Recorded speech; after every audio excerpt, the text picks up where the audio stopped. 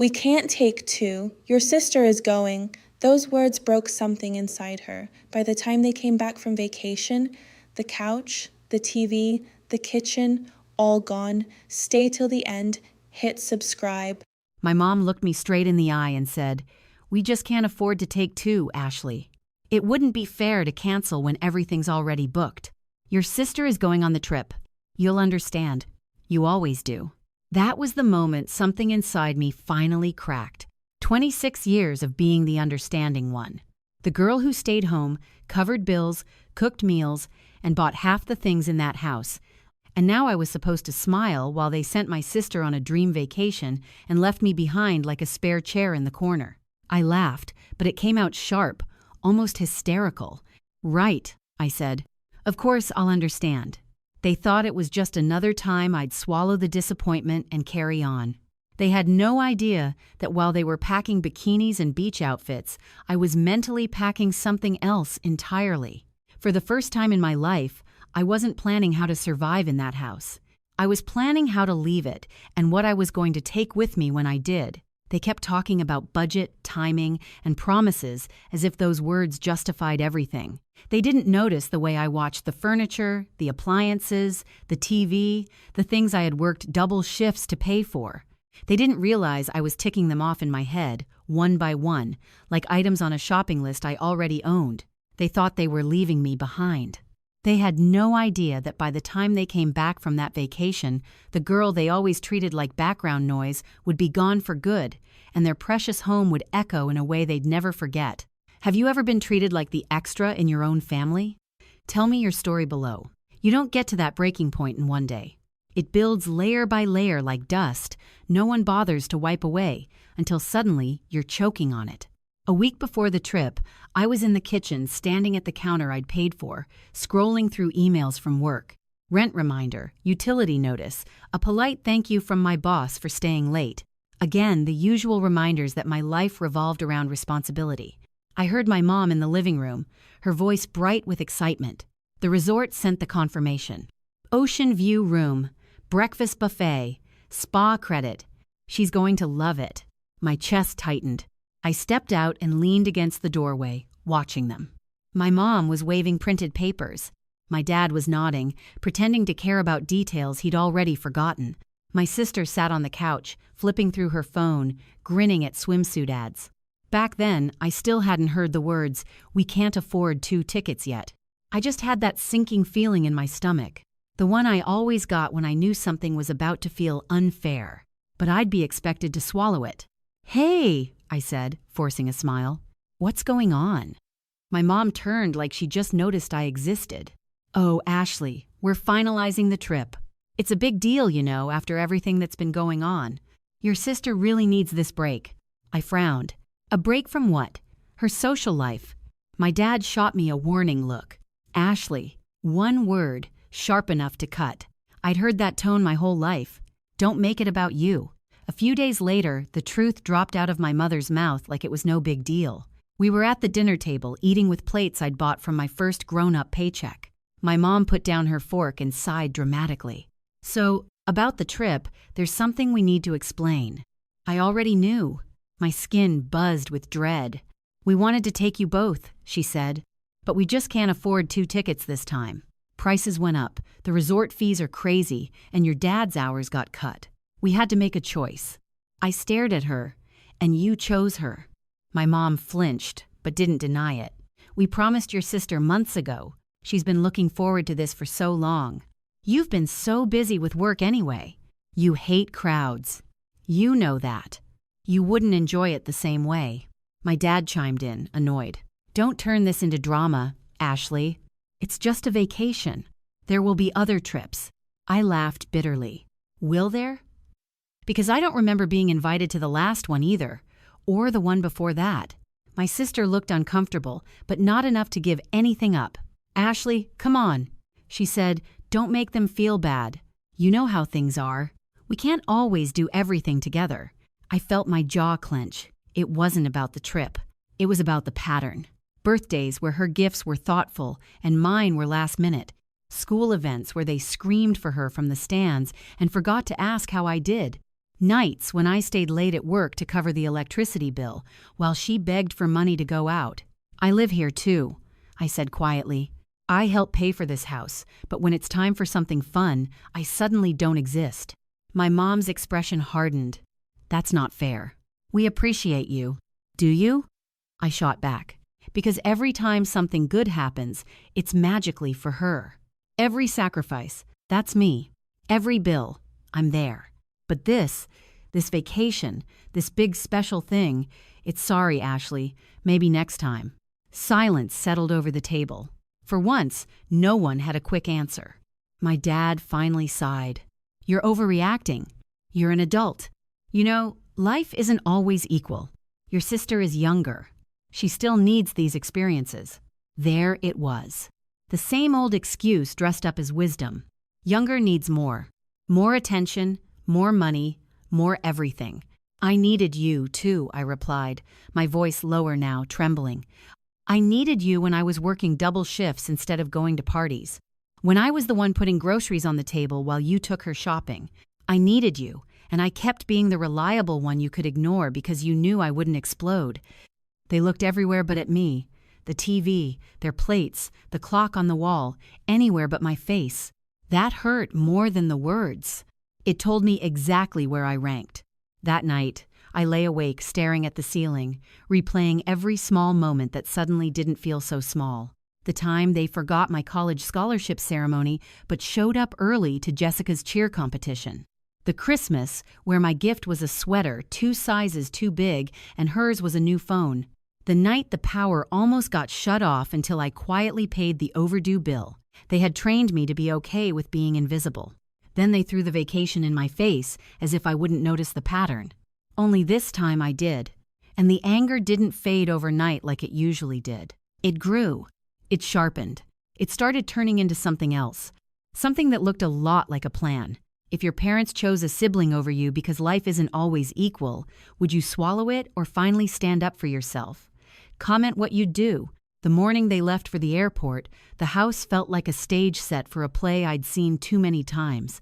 Suitcases lined up by the door, laughter bouncing off the walls, Jessica posing for photos in her cute airport outfit, while Patricia reminded her to tag the resort on Instagram. I stood near the kitchen holding a mug I didn't even want, watching them act like this was all perfectly normal. Patricia hugged me quickly like she was checking off an item on a list. Don't forget to water the plants, okay? And if any packages arrive, just put them in the hallway. We'll bring you something nice from the gift shop. The words landed like insults. I forced a smile. Sure, have fun. Robert patted my shoulder. We'll only be gone a week. Try to relax for once. Then they were gone, the door closing with a cheerful slam. Their laughter drifted down the driveway. Then the sound of the car engine faded away. The silence that followed was heavy and strangely satisfying. I set the mug down, walked into the living room, and really looked at everything. The couch, the TV, the coffee table, the shelves, the blender, the microwave, the dishes, the rug, the lamps, my furniture, my appliances, my decor, all the things I'd bought over the years because we can't afford to replace that right now, Ashley. And you're the one with a stable job. I went to my room and pulled out a folder from the bottom drawer of my desk. Receipts, invoices, email confirmations, proof that these things were mine, proof that I'd been keeping this house running while they played favorites. I'd saved everything without really knowing why. Now I did. I called a moving company and scheduled a truck for 2 days later. It's mostly furniture and appliances, I told the guy on the phone. Everything I personally paid for. I'm moving into a new place. He didn't care about the drama behind it. Why would he? But when he asked, will anyone else be there? I felt a dark, calm satisfaction settle over me. No, I said. They're away. The next day, I went apartment hunting. I found a small 1-bedroom a few blocks from the beach, close enough to smell the salt in the air, but far enough from my parents' house that I wouldn't have to drive past it by accident. The rent wasn't cheap, but I'd been budgeting my whole life. My bank account could handle it. The landlord, a middle-aged woman with tired eyes, handed me the lease after a quick glance at my payubs. You sure about this? She asked. Moving out on your own is a big step. I smiled. I've been on my own for years. This is just the first time it'll be official. On moving day, the truck pulled up to the curb in front of my parents' house. For a second, I panicked, imagining nosy neighbors texting my mom. But then I remembered they were hours away, sipping airport lattes and posting stories like everything was perfect. I let the movers in and pointed things out with a clarity that surprised even me. The couch, the TV, that bookshelf, these bar stools, the microwave, the coffee maker, the dishes in this cabinet, the silverware, the rug under the table, all of that goes. One of the guys raised an eyebrow. You sure? I held up my folder of receipts. Positive. We worked for hours. The emptiness spread from room to room like a slow, deliberate storm. The living room went first, stripped of everything but the old recliner my dad had brought from his bachelor days and refused to throw out. The kitchen lost its shine piece by carefully recorded piece, leaving behind mismatched, scratched-up leftovers that weren't worth the cost of my time. Every time the movers asked this, too, I checked the folder, nodded, and watched another part of my quiet revenge click into place. I left some things on purpose. The ugly lamp my mom loved, the chipped side table my sister insisted on keeping, the discount mirror they bought when I first moved back home. I wanted them to see the difference between what I had provided and what they had chosen. I wanted the contrast to scream at them louder than I ever could. When the last box was loaded, I walked through the house one final time. It felt hollow, but not sad. It felt honest. For the first time, the house reflected how I'd always felt inside it. Like I was the one filling the empty spaces, and no one noticed until I wasn't there. At my new apartment, I watched as the movers carried everything in, transforming the blank space into something warm and undeniably mine. My couch, my books, my dishes, my TV mounted on a wall that no one else had a claim to. I signed the final paperwork with the landlord, handed over the deposit, and locked the door behind me. I didn't leave a note for my family. No explanation, no apology. They'd always acted like my contributions didn't matter. Now they were about to find out exactly how much they'd taken for granted. And I'll be honest, knowing that they would walk into that gutted house expecting everything to be just as they'd left, it filled me with a satisfaction I had never felt before. This wasn't just me leaving. This was me taking back every piece of myself they'd quietly used and ignored. If you were in my shoes, would you walk out quietly or take back every single thing you'd paid for and let them deal with the emptiness? Be honest in the comments. They came back on a Sunday evening. I wasn't there, obviously, but it felt like I was because my phone started buzzing nonstop. First, it was Amanda, my best friend, who lived 2 houses down from my parents. She sent a picture. My Patricia on the porch, keys in hand, mouth hanging open. My Robert standing behind her, fists clenched. My Jessica frozen halfway up the steps. Through the open doorway, I could see it. The emptiness. No couch, no TV, no rug, just the sad, faded impression of where things used to be. Girl, Amanda texted. They are losing it. I heard your Patricia scream from my kitchen. My heart pounded, not with fear, but with something wild and electric. I stared at the photo for a long moment, then put my phone face down. The calls started a few minutes later. First my Patricia, then my Robert, then a flood of messages from my Jessica. I didn't pick up. I let it all go to voicemail. I made dinner in my new apartment, sat on my reclaimed couch, and turned on my TV, the same one they were probably accusing me of stealing right about now. I listened to the voicemails pile up. My Patricia crying, my Robert shouting, my Jessica snapping pictures of empty rooms and sending them with, "What did you do?" I didn't respond. Not that night. Not the next morning either. On Monday afternoon, there was a knock at my door. 3 sharp, angry bangs. I knew that knock. My stomach flipped, but I forced myself to breathe. This was what I'd chosen. I opened the door. My parents pushed past me without waiting to be invited, eyes darting around my apartment. My Patricia's gaze landed on the TV. "There it is," she shouted. "I knew it. You took everything, Ashley. How could you?" My Robert's face was red. This is insane. We come back from vacation, and the house is stripped. What is wrong with you? I shut the door calmly and leaned against it. What's wrong with me? I repeated. You mean what's wrong with me taking my own stuff? My Patricia spun around. Your own stuff. Those things are for the family. You can't just empty the house because you're jealous of a trip. I walked over to my small dining table, pulled out the folder of receipts, and let it slap down on the surface. I said, "You want to talk about what's for the family? Let's start with who actually paid for it." They didn't sit, but they didn't leave either. That was enough. I flipped open the folder. The couch bought with my bonus last year. I tapped the paper. The TV, my tax refund split into 12 months of payments. The microwave, my card, the dishes, my first paycheck at the cafe, the rug. I saved for that for 3 months. You remember that? Or did you just assume it magically appeared because the house needed it?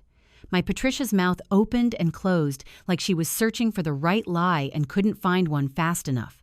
"We were going to pay you back," she said weakly. "We always meant to." I laughed. "You've been saying that for 5 years. 5 years. In the meantime, every time the bills were tight, who did you come to? Me. Every time something broke, me. Every time you wanted to wait until things got better, me again. But when it was time for something special, something fun, something you'd remember forever, that went to her." My Jessica stepped forward, eyes glossy. "Ashley, okay, but this is extreme. You left the house empty. People are talking already. You made our family look crazy." Her words lit something in me. "Oh, now you care about how things look. Where was that energy when you were posting vacation selfies while I was sitting at home being told they couldn't afford 2 tickets? She flinched. My Robert slammed his fist on the table. "Enough. This is childish. You want to move out? Fine. You're an adult. But taking everything? That's theft." I picked up a stack of receipts and waved them. "Go ahead. Call the police. Show them the paperwork. Tell them your daughter stole the couch she paid for. See how that goes." He glared at me, but he didn't reach for his phone. We all knew he wouldn't. He didn't want anyone else to know just how much they'd leaned on me. For a few seconds, the room went deadly quiet. This was the moment where in some families, everything would soften. Tears, apologies, promises to change. That's not what happened. My Patricia sank into one of my chairs and put her head in her hands. "We were so worried when we came home," she said. "We thought something bad happened to you. And then we see that you were worried about the furniture." I corrected. "Not me. When was the last time you were really worried about me, Patricia? Not just about whether I'd cover the power bill or drive someone somewhere, but about how I was actually doing." She didn't answer. My Robert stared at the floor. My Jessica sniffled, but I noticed she was also glancing around the apartment, taking inventory of everything I'd managed to build for myself now that I wasn't focusing on keeping them comfortable. "I'm not coming back," I said finally. "This isn't a phase. This isn't a tantrum. I'm done being the backup daughter who holds everything together, so you can pretend the golden child is the only one who matters." My Robert rubbed his forehead. "So what? That's it. You just cut us off over a vacation." I shook my head slowly. "Over years of being invisible.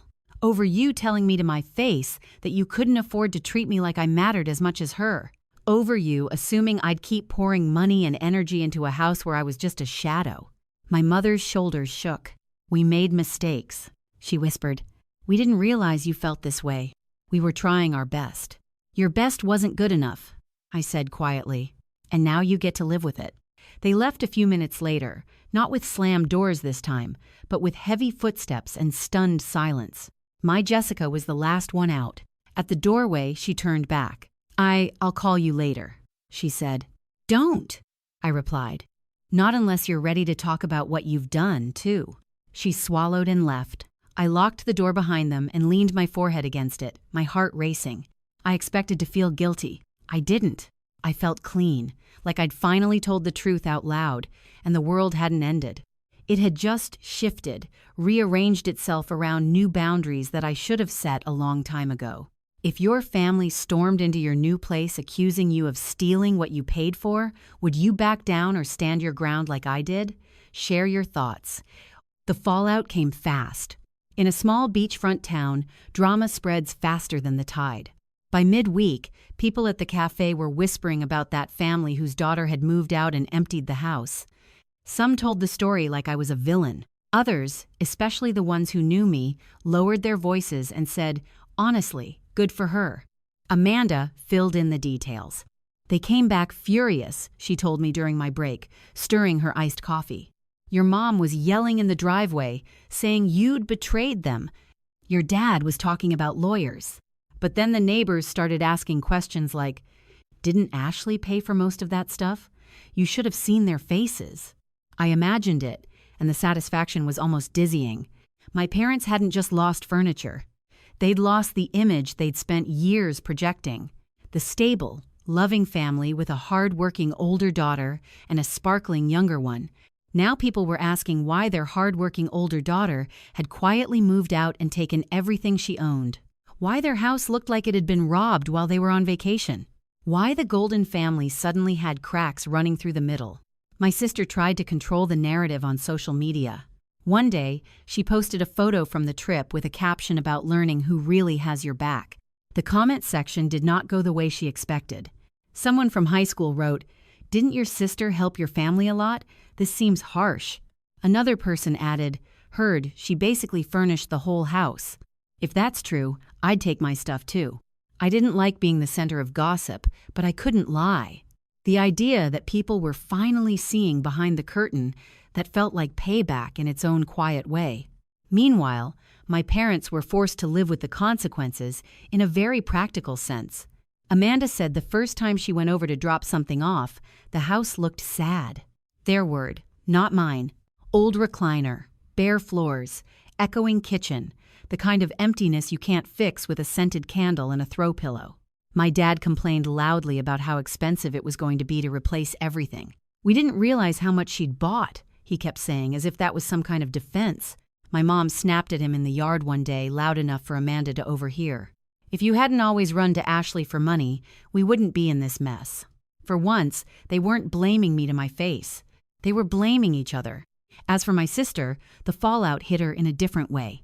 She'd returned from her trip expecting to bask in the glow of her vacation photos and summer stories. Instead, she walked into a half-empty house, parents who were constantly arguing, and whispers at her job about being the favorite one whose sister finally had enough. A girl she worked with apparently asked her point blank, "Is it true your family left your sister home because you couldn't afford 2 tickets?" My sister, who'd always been so confident, so ready with a comeback, had no good answer to that. Amanda told me she looked small for the first time. Not pathetic, but stunned. Like the golden pedestal had been kicked out from under her, and she had no idea how to balance on her own feet. While they scrambled to make sense of their new reality, I was quietly building mine. I picked up extra shifts at the cafe, not because I had to anymore, but because I wanted to pad my savings. My apartment started to feel like home. I hung pictures on the walls, not of fake family memories, but of the ocean, sunsets, and little Polaroids Amanda and I took on random weekday nights. I bought myself a plant, then 2, then a third. I cooked dinner in my own kitchen and ate at my own table, whenever I felt like it. Not according to some unspoken schedule I was expected to maintain. One afternoon, my manager pulled me aside. "You've been killing it lately," she said. "We've been talking about promoting you to assistant manager. Interested?" I almost laughed at the timing. While my parents were sitting in a half-empty house complaining about how much I'd taken from them, I was being offered more. More responsibility, yes, but also more control, more money, more proof that when I invested in myself instead of in people who didn't see my worth, things actually grew. Of course, not everything was triumph and freedom. There were nights when the silence in my apartment felt too loud. When the weight of what I'd done pressed on my chest, I had left. I had taken everything that was mine. I had forced my family to confront their own neglect by removing the safety net I'd always provided. Sometimes I wondered if I'd gone too far. Then I'd remember my mom's words. "We can't afford to take 2. Your sister is going." And the way they had expected me to nod and accept it. I'd picture them walking into that stripped-down house, the echo of their own choices finally catching up with them, and I'd think, no, this wasn't too far. This was exactly as far as I needed to go. Do you think making them live in that empty house petty or the only way they'd ever understand what they'd done? Let me know what side you're on. A little over a week after the big confrontation at my apartment, my phone lit up with my sister's name again. I'd been ignoring most of her calls, letting her messages pile up like unopened mail. But this time, something in me hesitated. Maybe it was curiosity. Maybe it was the fact that unlike our parents, she was still young enough to change. I answered Ashley. Her voice was small, not dramatic, not rehearsed, just tired. "Hey," I said cautiously. "What do you want?" "Can we meet?" she asked. "Not at the house, somewhere neutral." I thought about hanging up, about keeping the clean line I'd drawn. But then I remembered all the years where it had been me and her against the world, before the favoritism became obvious, before the roles hardened. "Fine," I said. "The beachside diner tomorrow. 5. "Okay," she breathed. "Thank you." The next day, she was already there when I arrived, sitting in a booth with a half-empty glass of water. No makeup, no Instagram-ready outfit, just my sister looking nervous in a way I'd never seen.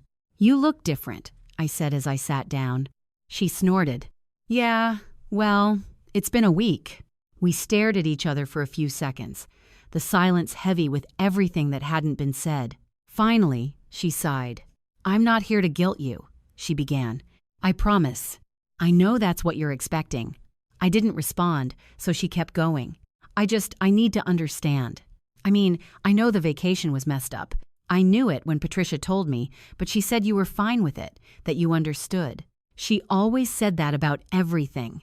That stung more than I expected. "Of course she did," I said quietly. "It's easier than admitting they were using me." She fiddled with the edge of a napkin. "I grew up thinking that was normal. You know, that you liked being the responsible one, that you didn't care about the trips, the attention, the whatever. They always said, 'Ashley's different. She doesn't need all that.' So I stopped asking where you were in the pictures or why you weren't included. I just thought you didn't want to be." I rolled my eyes, but there wasn't much venom in it. "I wanted to be," I said. "I just learned early that wanting didn't matter. If I didn't pick up the slack, no one would. So I did. And then they decided that meant I didn't deserve anything extra. Just more work." She swallowed hard. "When we came back and saw the house, I was mad at you at first. I thought, how could she do this to us? But then I started adding things up." She looked up at me. "Ashley, I had no idea how much you'd been paying for. I knew you helped, but Patricia and Robert always made it sound like it was, I don't know, voluntary, like you were being dramatic if you ever brought it up." "Well, now you know," I said. "Congratulations. The curtain's been pulled back." She winced. "They're not handling it well. Robert keeps talking about how disrespectful it was. Patricia cries a lot. They fight more than I've ever seen. And everyone in the neighborhood is watching." "Good," I replied before I could stop myself. "Maybe being watched will make them think about how they look when they treat one daughter like a maid and the other like a princess." She didn't argue. That surprised me. I can't defend what they did. She said, "I'm not even going to try. I don't want to lose you because of them." "I'm sorry, Ashley. For every time I didn't notice or didn't ask or enjoyed something, I knew you weren't invited to and told myself, that's just how it is." I was selfish. I liked being the favorite. It made me ignore how much it hurt you. Her voice wobbled on the last sentence. I stared at my sister, the girl who had always seemed so carefree, so sure the world would bend to her. For the first time, I saw the cracks, the doubt, the shame. "You benefited," I said slowly. "Even if you didn't create the system, you enjoyed it." "I know," she whispered. "And I hate that I did. I hate that I didn't stand up for you. When Patricia said they could only afford one ticket, I should have refused to go without you. I didn't.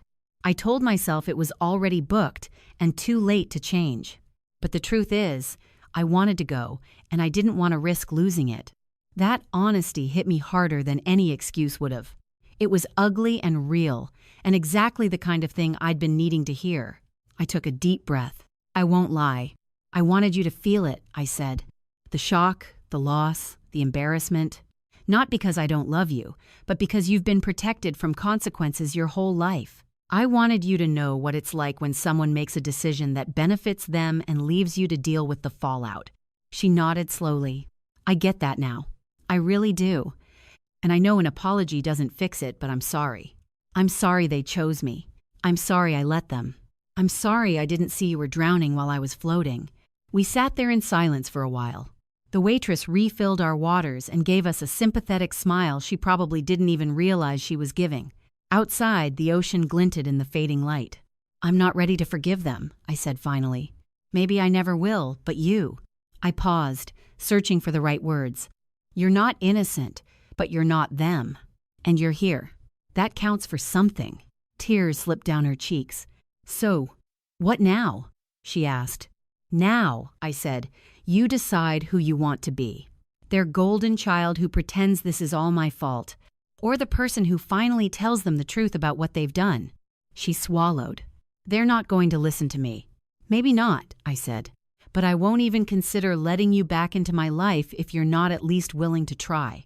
She met my eyes, and for the first time in years, I felt like we were on the same side of something. "I'll try," she said firmly. "I'll stand up for you." "Even if they hate it," I nodded. "Then we'll see." When we left the diner, we didn't hug, but we didn't walk away from each other either. We walked in the same direction for a while, talking about nothing and everything, awkwardly building the outline of a new kind of relationship, one that wasn't scripted by our parents' favoritism. If your golden child sibling finally admitted they enjoyed the favoritism but wanted to change, would you give them another chance or keep your distance for good? Tell me what you'd do. A month passed before I saw my parents again. Snorts. During that time, my life kept moving forward. I accepted the promotion at the cafe, assistant manager, a raise, more control over my schedule, and this quiet, steady sense of pride. My apartment felt more and more like home. I started a small savings account labeled Future Ashley, money that for once wasn't secretly earmarked in my head for someone else's emergency. My Snorts sister kept her word. She called sometimes, not to beg me to fix things, but to update me on what was happening at the house. "They're trying to replace the furniture," she said once, "but it's slow. They didn't realize how expensive it was. They're fighting about money all the time." Now, another time, Patricia tried to tell Aunt Karen that you overreacted. I told her that was a lie. I told her you'd been carrying them for years. She didn't like hearing that. It wasn't magic. It didn't erase everything, but it was something. Eventually, the inevitable text came from my Patricia. "Can we talk?" "Just once, please." "No yelling. We'll meet wherever you want." I stared at it for a long time. Part of me wanted to delete it. Another part, the one that still remembered kinder years, whispered that I should at least hear what they had to say. I chose a public place, a quiet cafe on the opposite side of town from both my apartment and their house. Neutral territory. When I walked in, they were already there, sitting at a corner table. They looked older than I remembered. Not in a dramatic way, just worn down. My Patricia's eyes were puffy. My Robert's shoulders slumped in a way I'd never seen from the man who always wanted to look in control. "Thank you for coming," my Patricia said as I sat down. "I wasn't sure you would." "I almost didn't," I said honestly. "No point lying now." My Robert cleared his throat. "We owe you an apology," he said. Words stiff like they'd been rehearsed in the mirror. "We handle things badly." I raised an eyebrow. "Which things? The vacation? The years before it? The way you treated me like a walking bank account?" He flinched. My Patricia took a shaky breath. "All of it," she said quietly. We didn't see you. Not really. We saw what you did for us, not who you were. It was easier to lean on you than to admit we were struggling. And when your sister needed something, we gave it to her because it felt good to be able to give her what we couldn't give you when you were younger." That made me pause. I hadn't expected her to touch that truth. "So, you spoiled her," I said slowly, "because you felt guilty about how hard it was when I was a kid. And instead of making it up to me, you used me to finance your guilt." My Patricia's eyes filled with tears. "When you say it like that, it sounds awful." "It is awful," I replied. "That's the point." My Robert spoke up again, softer this time. "We were proud of you," he said. "How responsible you were, how steady.